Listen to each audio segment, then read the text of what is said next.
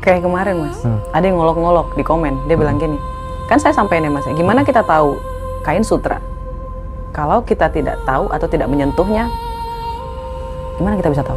Terus dia bilang gini, gimana kita bisa tahu itu tai kalau kita tidak menyentuh tainya? Disamain mas, disamain. Dalam hati ya mas ya, wow, ini analoginya ternyata bisa mengarah ke negatif ketika seseorang itu pikirannya full sama negatif, kayak gitu ya mas ya. Nah, ini saya sampaikan kepada teman-teman, kita tidak akan pernah bisa memasuki sebuah era atau memasuki sebuah level baru kalau kita tidak tahu itu level ada.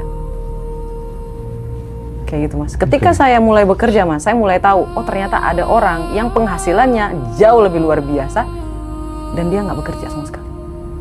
Luar biasa. Dan ketika saya kenalan lagi sama mentor saya makin tahu, luar biasa. Tinggal ngasilin duit. Oh, ada yang kayak gitu. Saya nggak tahu tuh mas. Saya nggak aware.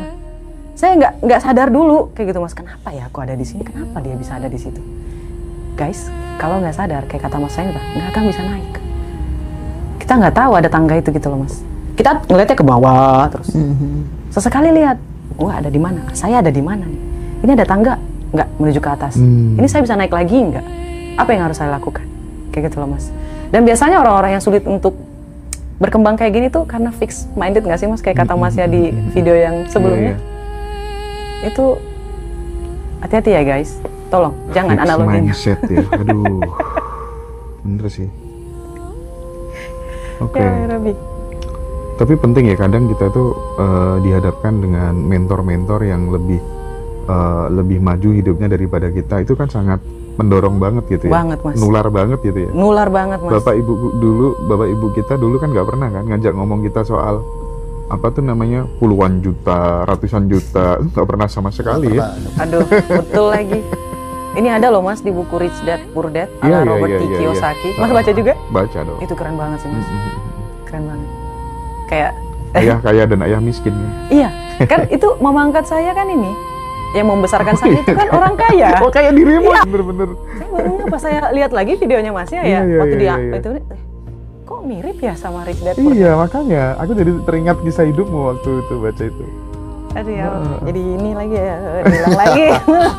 Oke, aku sekarang ingin mengkomparasikan antara kekuatan afirmasi dengan kekuatan pengaruh figur otoritas untuk kemudian menginstal software-software yang kita inginkan terjadi di dalam diri kita gitu.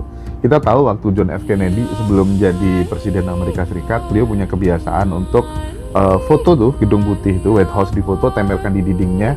Aku nanti akan duduk di sini, sehingga waktu dia mau tidur, jangan belajar dulu, aku nanti bakal duduk di sini. Mau malas-malesan, jangan, aku nanti harus cari relasi yang banyak, networking yang luas gitu kan.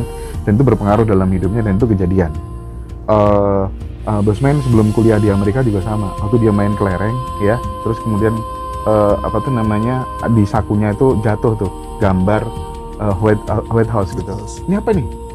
Amerika. Aku ndak kuliah di sana nanti. Kamu wong dusun masa mungkin kuliah? Enggak, aku pokoknya percaya utuh. Aku nanti bakal kuliah di sana. Dan dia kejadian kuliah di sana gitu. Dan itu banyak terjadi hal-hal kayak gitu. Nah, tapi kalau kemudian dibandingkan dengan